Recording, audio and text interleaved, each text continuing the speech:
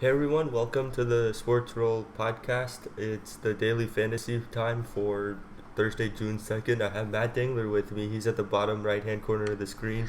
I am, for some reason, not part of any of the screen because the talking head mechanism on the software we use isn't working, or it's not showing my section of the video. So for today, I won't be able to appear, but you can hear my voice. And so we're going to get right down to basically analyzing what we did right and wrong yesterday.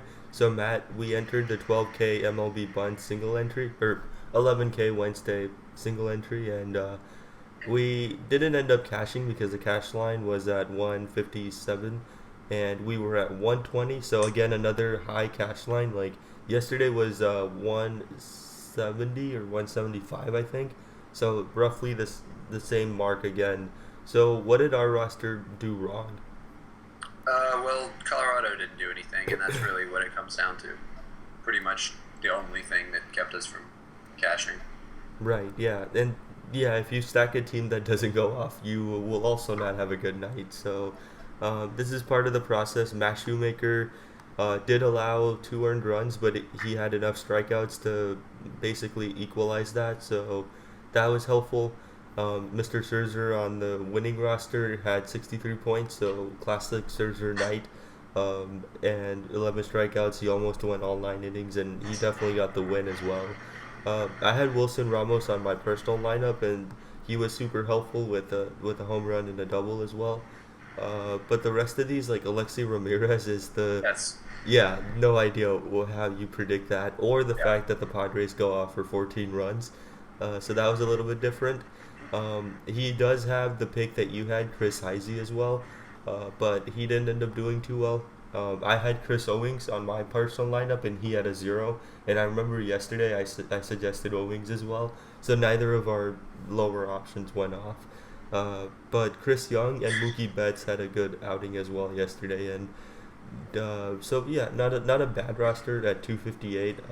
I saw a lot of the other rosters have Mookie Betts as well, but I think what separated this one was that Ramirez was so low owned that, and he put up such a huge night that, I mean, 2 home runs is just like, from a contact hitter for the most part, that is pretty impressive. So uh, while Mookie also had 2 home runs, I think both of his were solo shots, so the RBIs were never as much as Ramirez's ended up being. So just not a bad night at all. He saved money to get Ramirez, and that allowed him to spend up a little bit to get Murphy, who didn't hit a home run but did enough to produce the same amount. So let's move on to today's 10K single entry. What do you make of pitchers? Because Carlos Carrasco for Cleveland is he starting? Why is he off the? Why is he had a First DL? game off the DL on an 80 pitch count, so he's just essentially not playable. Yeah, so we are not going to consider him, but somebody that we can consider is somebody that's Matt Moore or Jared Eichhoff. So out of those two, convince me why we should take Eichhoff. So they're both facing about a similar opponent level. The Twins are about equally as bad against lefties as the Brewers are against righties. Eichhoff is just he's been a little bit better of a pitcher this season. He's a little bit more consistent with about as much upside as you can see in his first 2 starts. Through good 2 7-inning games with 9 strikeouts each. He has the potential. His indicators actually look good. He should be due for some positive regression. His ERA is higher than his SIERA and his xFIP, which means that he should be lowering that ERA sooner rather than later. And the Brewers are not a menacing matchup, despite potentially having Ryan Braun back.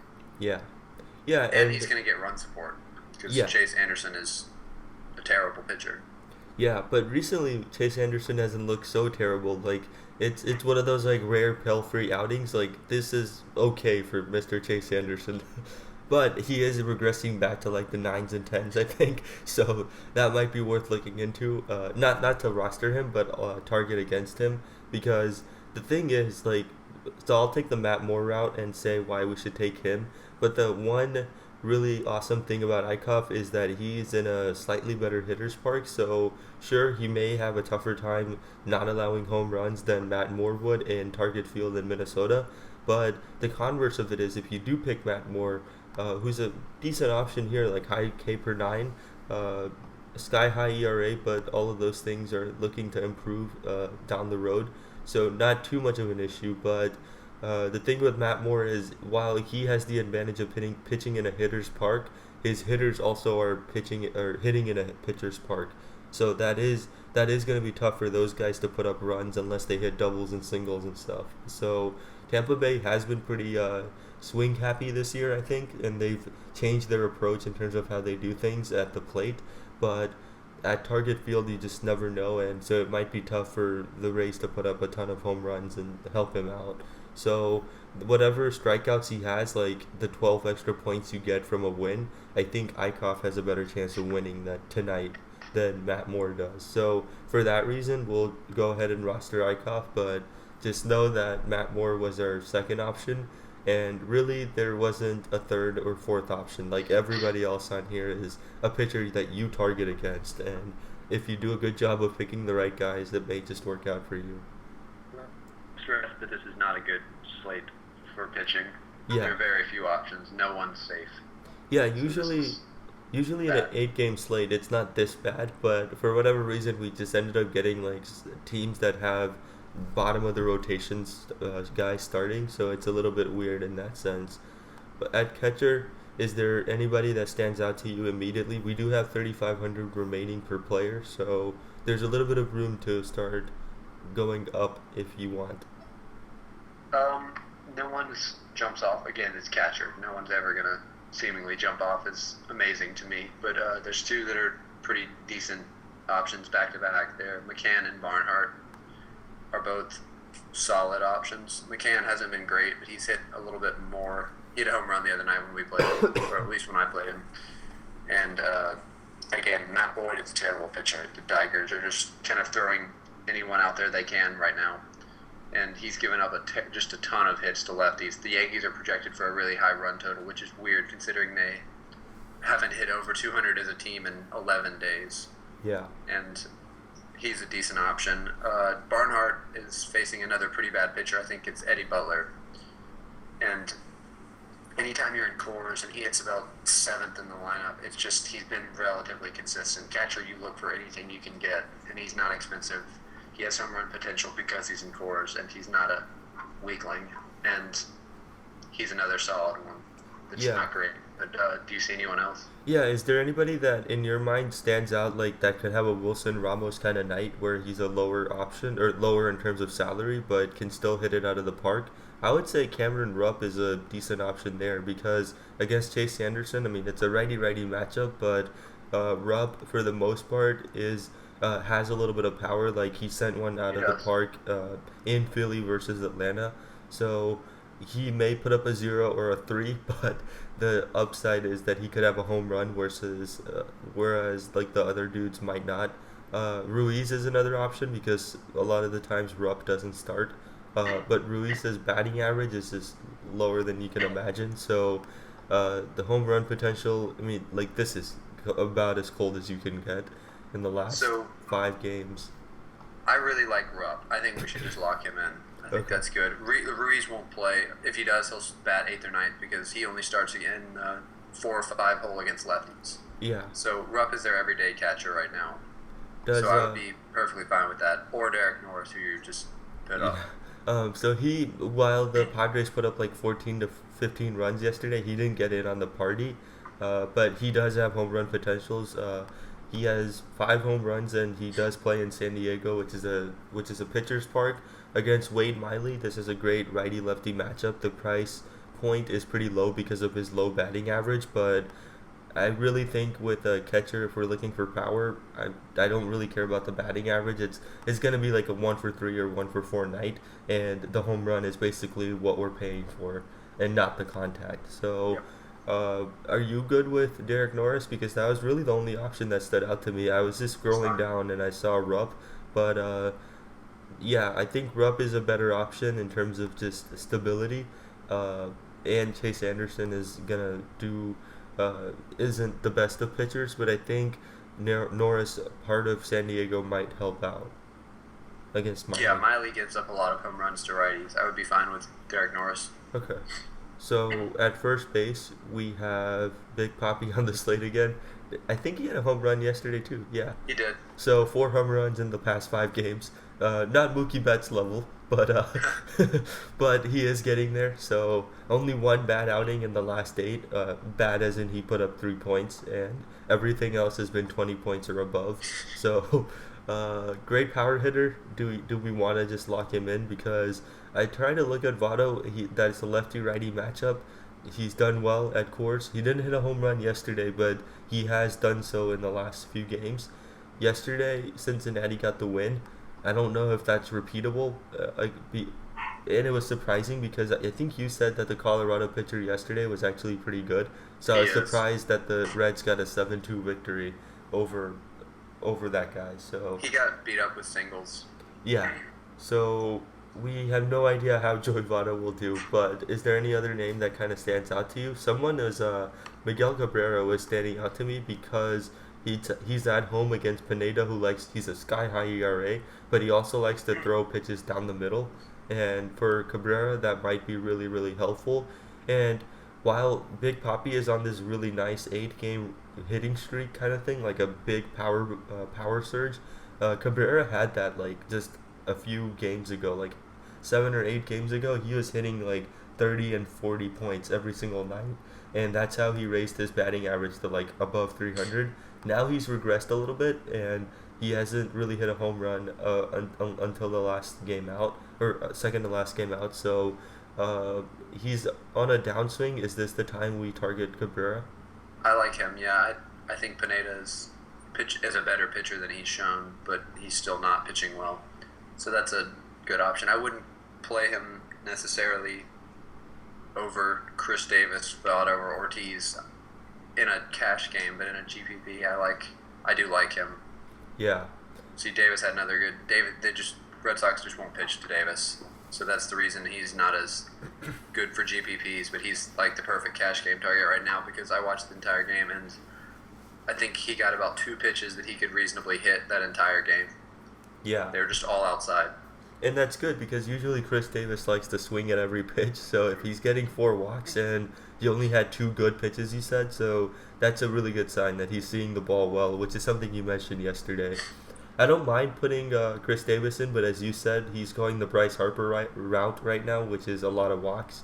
So I don't want to pay $3,700 for just a guy that'll have 4 walks. And yesterday he was a lot more helpful because he was driven in 3 times, but that might not happen again tonight. So might be best to stay away from him.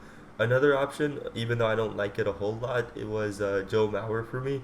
Mauer is having a weird season, but you mentioned that he's one of those reverse split guys where lefty is a really good thing for him.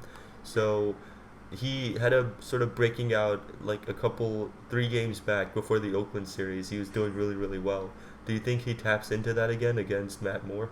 It's so hard to know with him. There seems to be he's not a great hitter overall, like in any situation, but he's just a consistent, solid guy. I think he started the year with like a 15-game on-base streak, and he's always one of those guys that you could put in a 50-50 lineup, but despite his 3 home run streak, he's not really a home run hitter anymore. Mm-hmm. So I wouldn't want him in GPPs, but again, in cash, he's fine, I would think. So another guy that really stood out to me, Mr. Napoli, is having a Big Papi-like season. Not Big Papi-like season, but Big Papi-like last 9 games, I would say. So is it worth looking into him today? Ventura's not so bad, but you could play him, yeah. Yeah, he did never cross my mind. Okay. I can see it. So if you don't mind, I'll pick him, which allows us to bump up at second, third, and outfield. Shortstop being the one that we just hope that we have a Alexi Ramirez story again. So with second base, who do you like? Robinson Cano is easily the best matchup on the entire slate. Ray is not a good pitcher, and he's been great. He's been hitting for power. He's seeing the ball well. This year's his resurgence, and he's about fairly priced, which is the reason I wouldn't necessarily play him in every lineup because you want to find that value. But he's the clear top option. And then another guy like Daniel Descalso, he should be hitting around the middle to top of the order today since they're facing a righty. He's been scorching. He's a big prospect for them, and he's been really good, and I think if he didn't start yesterday, but he did get a plate appearance, and he could because they started against a lefty. But if they put him in the lineup and he hits anywhere above 8th, I think he's the best play of the day. Yeah. Since Brandon Phillips is still out. Yeah, Phillips was still out, I think. Is there any name at the bottom of the list that stands out to you? Scooter Jeanette is a lefty against Eichhoff, a righty. That was something that was enticing, but we ended up picking Eichhoff, so for us, that's not a good pick. But anybody else like Castro against Boyd, who's a lefty? If we can, if he starts in the top third, I think he's a great play. Same with Ref Snyder. Ref Snyder hit second against a lefty the other day. Yeah. And I think if he hits there, he's my favorite play. Oh, okay. Does he devastate lefties? He in the minors, he's been so good in the minors this year. Like, they had no choice but to call him up. Oh, and okay. he hits lefties incredibly well. I think he's been up for 2 games now. Yeah. 2 games now. And he hit second against Happ, and he didn't do amazingly. I think that was the 6-point outing, but still he's hit lefties well. He's a great hitter. Okay. So because we have the money, I don't want to spend I don't want to take shortcuts here, so Cano seems like the best option on the slate, and it gives us a little bit of safety against Derek Norris, who might not go off. But third base, you had Nolan Arenado, and the roster as well had Nolan Arenado, who did not hit a home run. Actually had one of the lower outings of the past few weeks for him, but still a good option tonight. Best option by a long shot, not even close. Yeah. Simone is the worst pitcher in the major leagues, maybe. And there's Roto Grinders tweeted out something. It was like Alfredo's public service announcement. Alfredo Simone pitching in Core Stadium. Everyone within 10 miles of the stadium, board your windows. Yeah. Because he cannot keep the ball in the park. I mean, just look at the ERA. It's 9.6. Yeah. So, I don't know if you watched. I go through it. I have MLB TV, so I go and watch each person on my lineups at bats. He hit the ball hard 3 times, and all 3 of them were caught. So he's hitting the ball well. It just happened to be 2 line drives and a pop up or a deep fly ball that went to people rather than over the wall. Yeah. Yeah, no, so I didn't get to see any of Nolan's game yesterday. I did see a little bit of the 17-run outing he had 2 days back where he had 2-3 home runs, I think. But yeah, like you said, I think second base and third base is where we just basically need to pay top dollar to get the guys. All the second options in play here, maybe Alex Rodriguez in a righty-lefty matchup against Detroit's Boyd. That could be helpful.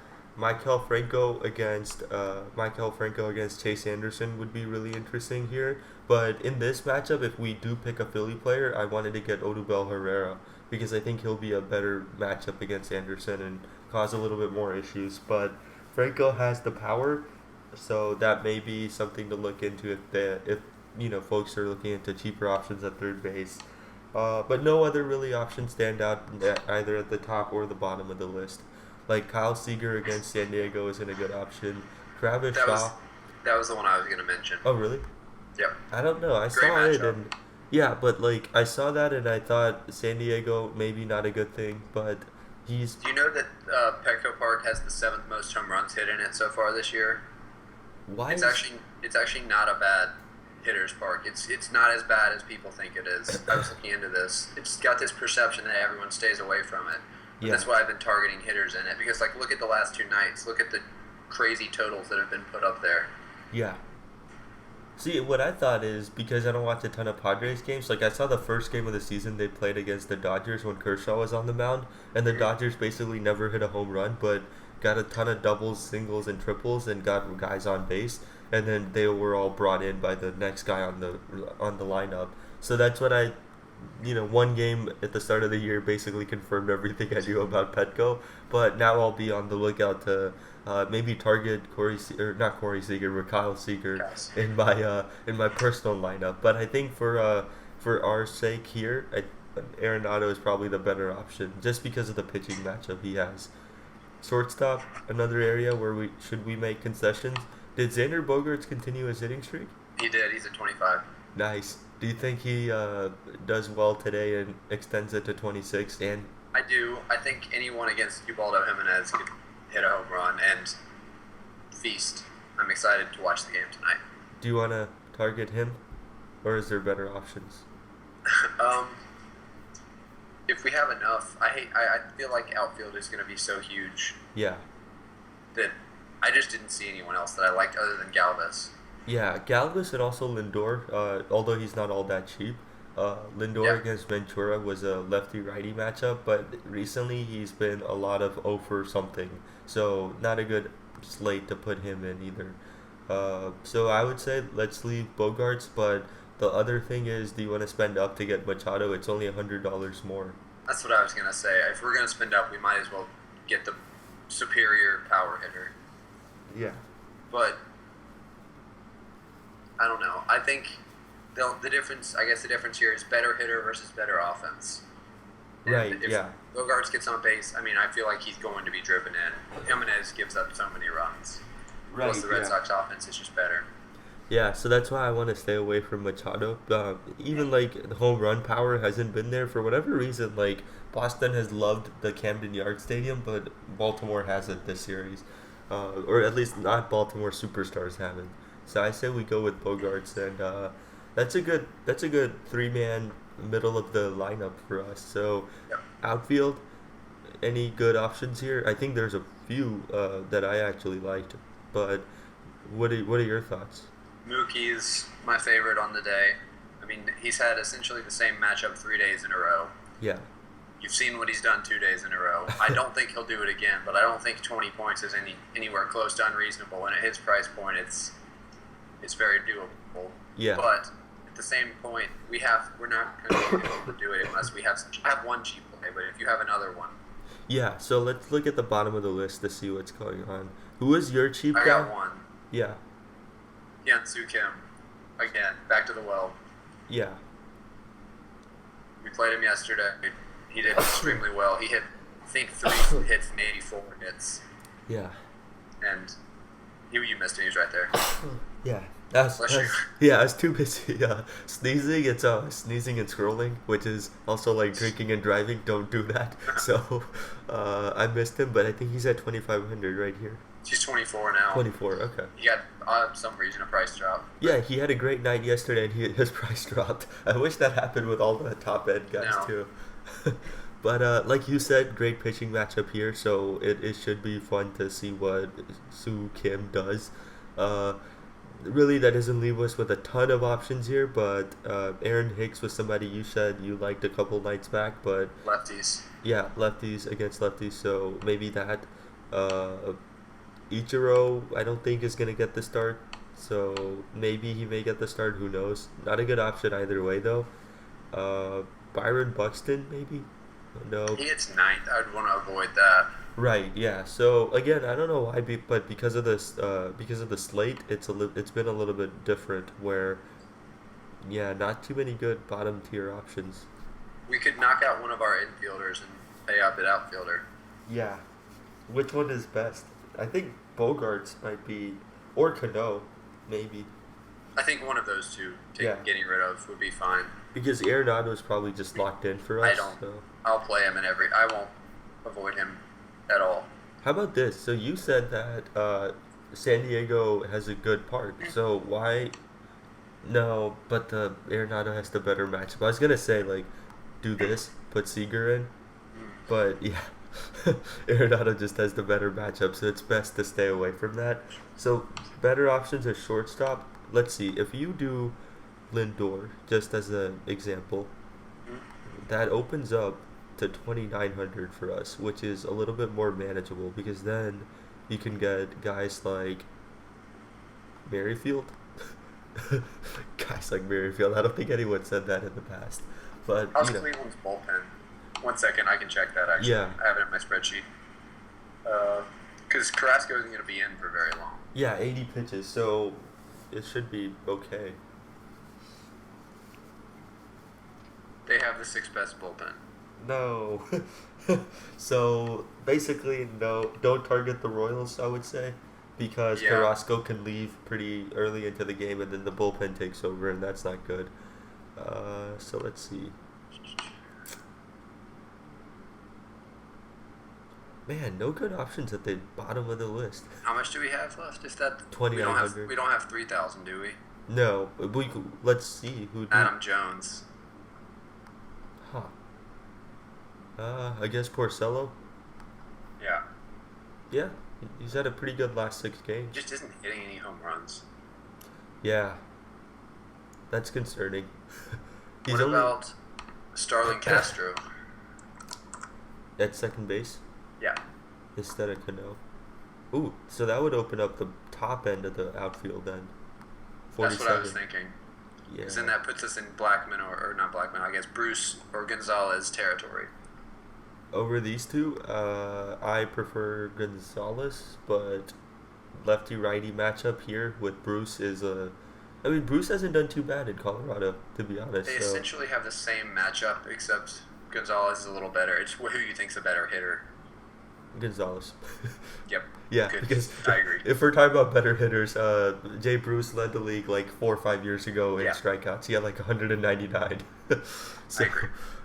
not saying that he's doing that again because he's done a little bit better. He has a 271 average, but he's one of those guys like it's a home run or nothing kind of thing. So, but that does leave us with $400. What do you want to do?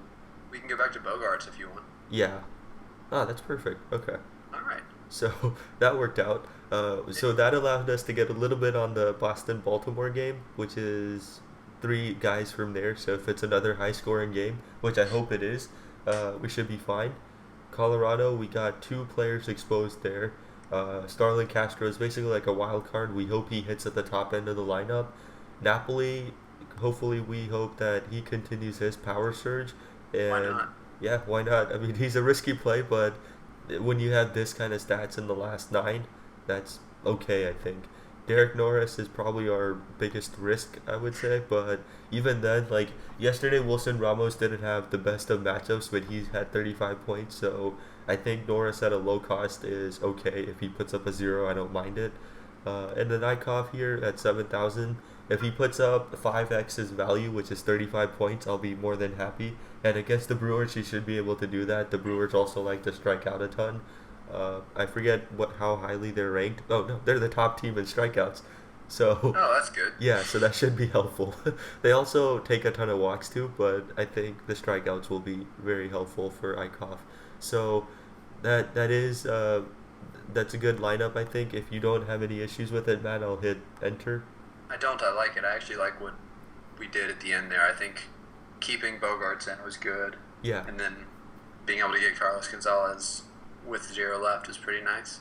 Okay. I think Napoli's the one that intrigues me because I didn't realize. I just keep seeing Napoli home run highlights. I'm like, oh, that's cool. He's hitting home runs, but then I didn't realize how well he'd actually been. Yeah, very consistent in the last He just time. isn't someone who typically crosses my research plate, but he clearly should be. Yeah, I mean this is like Big Poppy territory, That's except no, it absolutely is. yeah, except Poppy's ceiling is like 2 home runs. His is like a home run and then a hit or something like Sure. that. But yeah, not a bad lineup overall. I think it's gonna do well. So, do you have any other additional thoughts, or can we end? I think we're good actually. Unless Okay. you have anything else. No, I'm good. We're hitting the 30-minute mark, so this is perfect. So thank you everyone for listening. Hopefully, this lineup does do well, and we'll check back in tomorrow with all of you.